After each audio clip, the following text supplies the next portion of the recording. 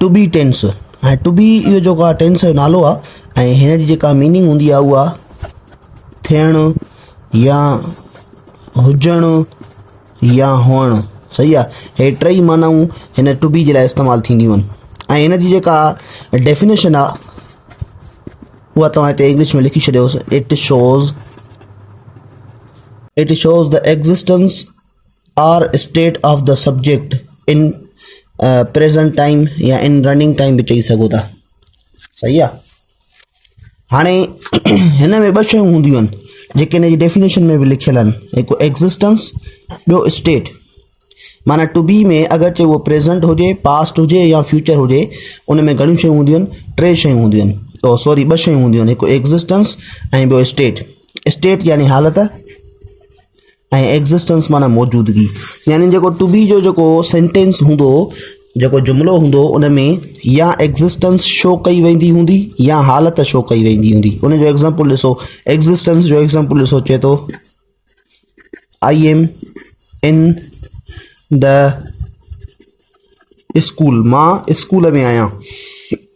हाणे हिन सेंटेंस जे अंदरि असांखे एग्ज़िस्टेंस थी मिले त हे जेको सब्जेक्ट आहे इन जी मौजूदगी किथे आहे? स्कूल में आहे।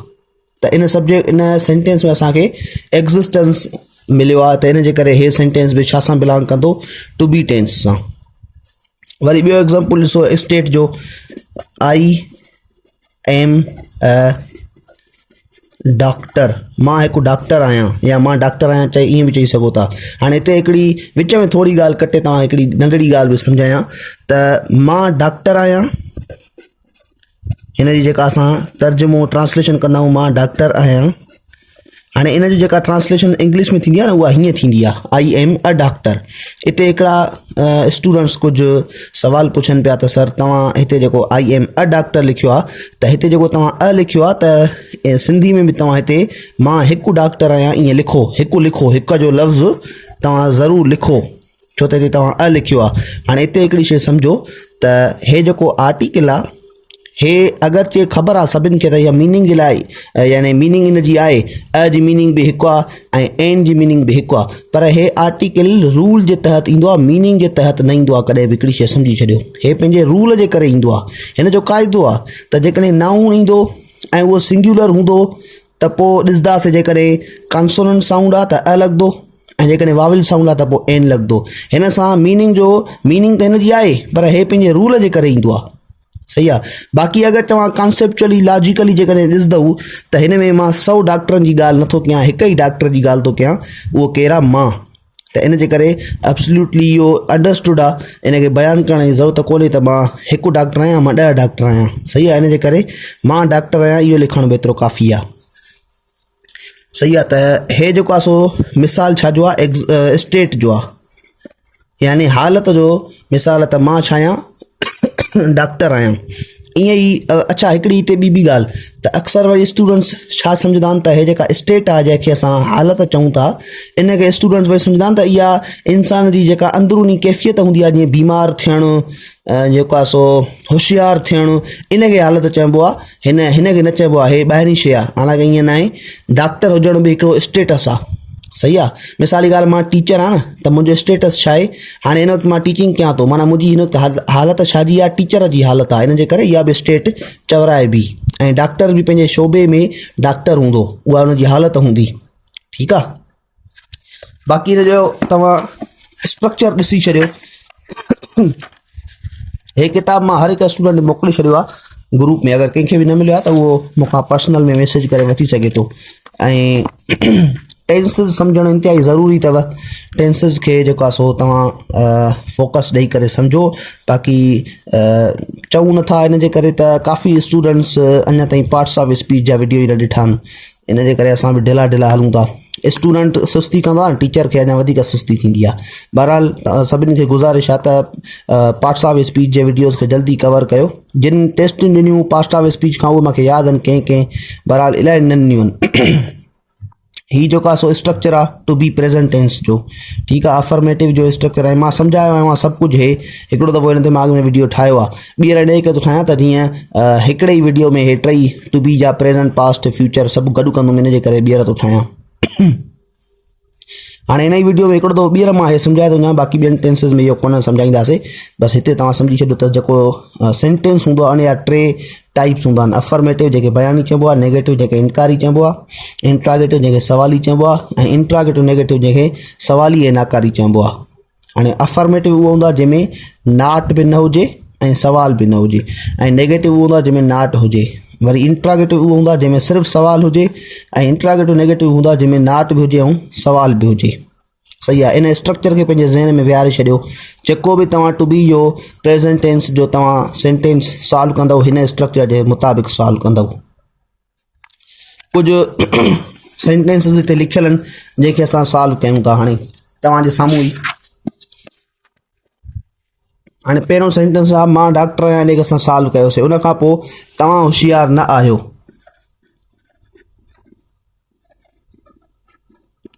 तव्हां होशियार न आहियो, ठीकु आहे। इन खे असां सॉल्व कंदासीं। हाणे स्ट्रक्चर छा थो चवे, पहिरां सब्जेक्ट लिखो। सब्जेक्ट तव्हांजो छा आहे, तव्हांखे यू चइबो आहे। उन खां पोइ ॾिसो हिते हेठि लिखियलु अथव त कहिड़नि सब्जेक्टनि सां एम लॻंदो, कहिड़नि सां इज़ लॻंदो ऐं कहिड़नि सां आर लॻंदो। तव्हां ॾिसंदव हिननि मां यू कहिड़े खाने में आहे, उहो हिते 3 खाने में आहे जंहिंसां आर थो लॻे। पोइ तव्हां हिते छा लिखंदव, यू आर। उन खां पोइ स्ट्रक्चर छा थो चवे, हाणे असांजो जेको सेंटेंस आहे उहो 2 नंबर वारो नेगेटिव वारो सेंटेंस आहे, छो त हिन में नाट आहे, सवाल कोन्हे, सिर्फ़ु नाट आहे। इन जे करे हिन स्ट्रक्चर जे तहत असां सॉल्व कंदासीं, माना लिखंदा वेंदासीं। पहिरां असां सब्जेक्ट लिखियोसीं यू, उन खां पोइ हेल्पिंग वर्ब असां लिखियोसीं इज़ एम आर, जेको बि हुयो असां लिखियोसीं आर। उन खां पोइ नाट लिखिणो आहे। उन खां पोइ छा आहे, कॉम्प्लीमेंट। असां वटि हिते कॉम्प्लीमेंट कहिड़ो आहे, होशियार यानी इंटेलिजेंट। हाणे हिते काफ़ी स्टूडेंट्स खे इहा ख़बर न पवंदी आहे त कॉम्प्लीमेंट ऐं ऑब्जेक्ट में फ़र्क़ु कहिड़ो हूंदो आहे।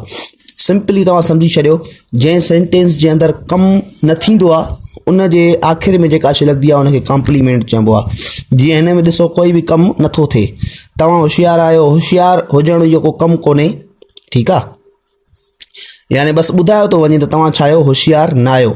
कमु हिन में कोई बि न आहे। जीअं कमु कीअं मिसाल आहे तव्हांखे सम्झायां। हाणे ॾिसो मां पढ़ायां थो। हाणे पढ़ाइण हिकिड़ो कमु आहे, इहो कमु थिए थो, हिन में उहो कमु नथो थिए। इन जे करे हिन में ऑब्जेक्ट लॻंदो, हिन में कॉम्प्लीमेंट लॻंदो, ठीकु आहे। हिकिड़ो ॿियो बि जुमिलो ट्रांसलेट करे था वठूं। हे ॾिसो 8 नंबर रेंडमली था खणूं। लिखियलु आहे कुतो चरियो आहे। हाणे हिनखे ट्रांसलेट कंदासीं। ॾिसो स्ट्रक्चर में हाणे हे अफर्मेटिव जो सेंटेंस आहे। अफर्मेटिव में असांखे नाट बि न आहे लॻाइणी ऐं क्वेश्चन मार्क यानी सवालिया निशान बि न आहे लॻाइणो। इन जे करे छा लिखंदासीं, पहिरां स्ट्रक्चर छा थो चए, पहिरां ई सब्जेक्ट लिखो। असां हिते सब्जेक्ट लिखूं था। सब्जेक्ट असांजो कहिड़ो आहे, कुतो यानी डॉग।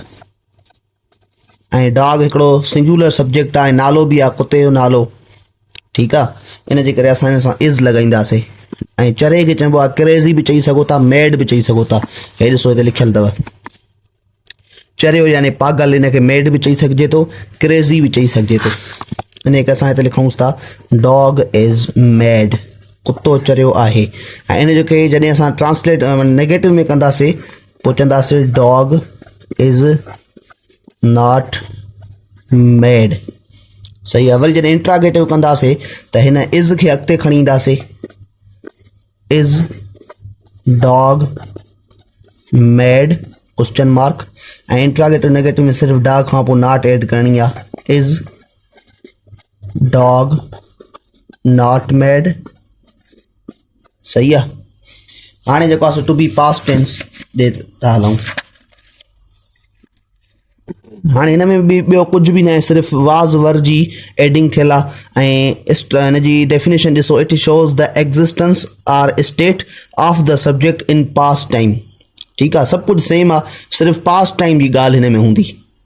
हुन में प्रेज़ेंट जी ॻाल्हि हुई, हिन में पास्ट जी थींदी।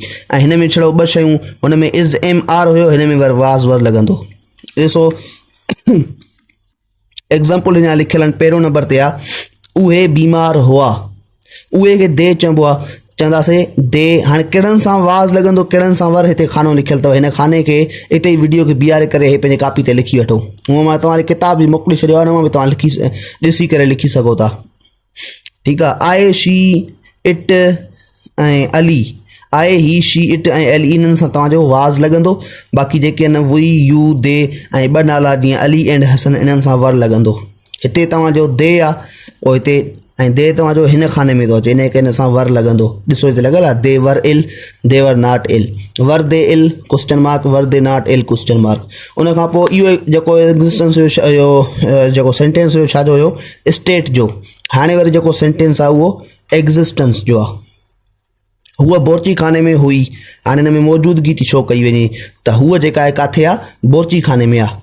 शी वाज़ इन किचन, हाणे शी सां वाज़ लॻंदो, हेॾो छो हिननि मां आहे न सब्जेक्ट, इन जे करे हिन सां वाज़ लॻंदो। शी वाज़ इन किचन, उहो बोरची खाने में हुई, हूअ बोरची खाने में न हुई। शी वाज़ नॉट इन किचन, छा हूअ बोरची खाने में हुई, वाज़ शी इन किचन क्वेश्चन मार्क, छा हूअ बोरची खाने में न हुई, वाज़ she not in kitchen question mark. ठीकु आहे, एग्ज़ाम्पल्स इन्हनि खे कंदासीं।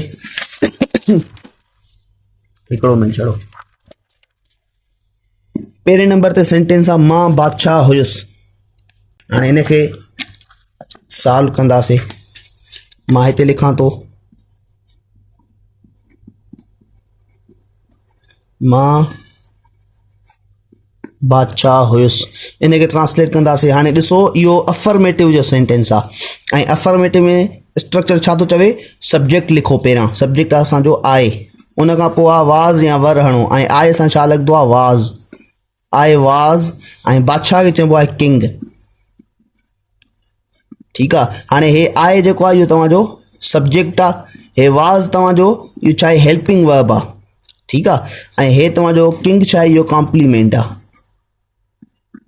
ठीकु, उन खां पोइ नेक्स्ट सेंटेंस आहे असीं कॉलेज में हुयासीं। हाणे हिते लिखां थो मां असीं कॉलेज में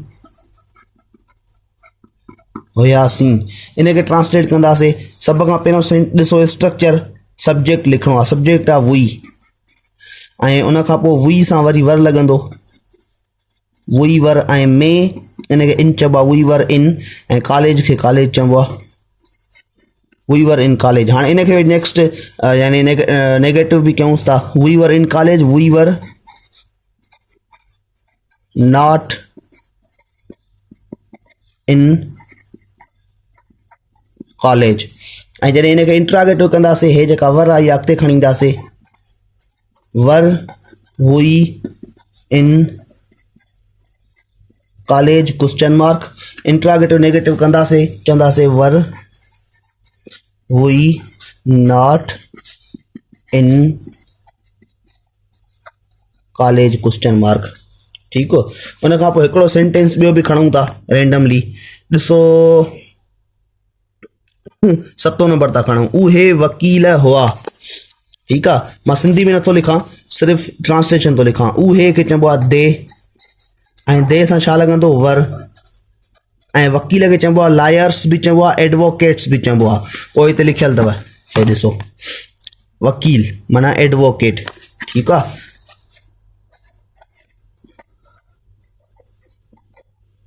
ठीकु आहे, इलाही वकीलनि जी दे प्लूरल खे चइबो आहे, इन करे असां हिते एडवोकेट बि प्लूरल करे आंदो आहे। उहे वकील हुआ, देवर एडवोकेट्स। नेगेटिव कंदो, देवर नॉट एडवोकेट्स, वर दे एडवोकेट्स, वर दे नॉट एडवोकेट्स। लास्ट ॿिनी आख़िर में क्वेश्चन मार्क। इहो तव्हांजो पास्ट बि थी वियो। उन खां पोइ आहे तव्हांजो टू बी फ्यूचर टेंस। हिन में विल बी लॻंदो आहे, बाक़ी काई बि खिचल कोन्हे। ॾिसो सेंटेंस, ॾिसो स्टेट जो सेंटेंस आहे, दे विल बी इल, उहे बीमार थींदा।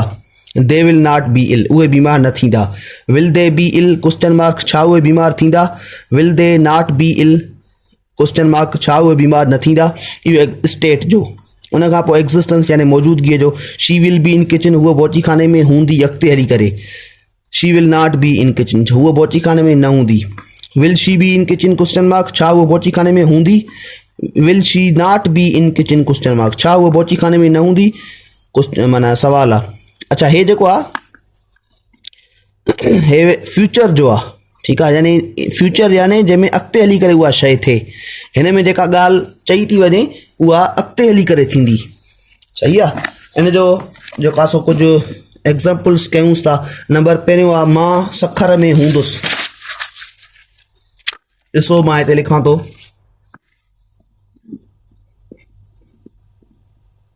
मां सखर में हूंदुसि। हाणे हिनखे ट्रांसलेट कंदासीं स्ट्रक्चर खे ॾिसी करे। स्ट्रक्चर छा थो चवे, पहिरां सब्जेक्ट लिखो। सब्जेक्ट तव्हांजो कहिड़ो आहे ठीकु आहे। असां लिखंदासीं हिते आहे, उन खां पोइ छा थो चवे विल बी लिखो। असां विल बी लिखूंसि था। उन खां पोइ में हे जेका इन आहे, आई विल बी इन। उन खां पोइ कॉम्प्लीमेंट कहिड़ो आहे असांजो सखर, आई विल बी इन सखर, मां सखर में हूंदुसि। ॿियो सेंटेंस ॾिसो, ही बीमार थींदो, अॻिते हली करे बीमार थींदो। हे जेको सेंटेंस हुयो तव्हांजो छाजो आहे, एग्ज़िस्टेंस जो, यानी हिन में मौजूदगी थी छो थिए त मां किथे हूंदुमि, सखर में हूंदुमि। ऐं हाणे जेको सेंटेंस आहे उहो छाजो आहे, ही बीमार थींदो, इहो स्टेट जो आहे। हे ॾिसो, ही बीमार थींदो। स्ट्रक्चर खे ॾिसो, सब्जेक्ट लिखणो आहे पहिरां ही, उन खां पोइ विल बी, ऐं उन खां पोइ कॉम्प्लीमेंट तव्हांजो आहे बीमार। बीमार खे इल चइबो आहे, ही विल बी इल। हाणे हिनखे नेगेटिव बि कयूंसि था। हिन जे नेगेटिव में हिकिड़ी ॻाल्हि सम्झो त जेकॾहिं नाट अचणी आहे त पोइ नाट बी खां पहिरां अचणी आहे। हे ॾिसो, ही विल नॉट बी इल। हू बीमार थींदो, हू बीमार न थींदो। छा हू बीमार थींदो, हिन खे अॻिते खणी ईंदासीं। Will he be ill question mark, ऐं इंट्रागेटिव नेगेटिव में थींदो will he not be ill question mark. सही आहे। हे तव्हांजो अॼु टू बी पूरो थियो। वरी टू हैव खे बि पूरो कंदासीं।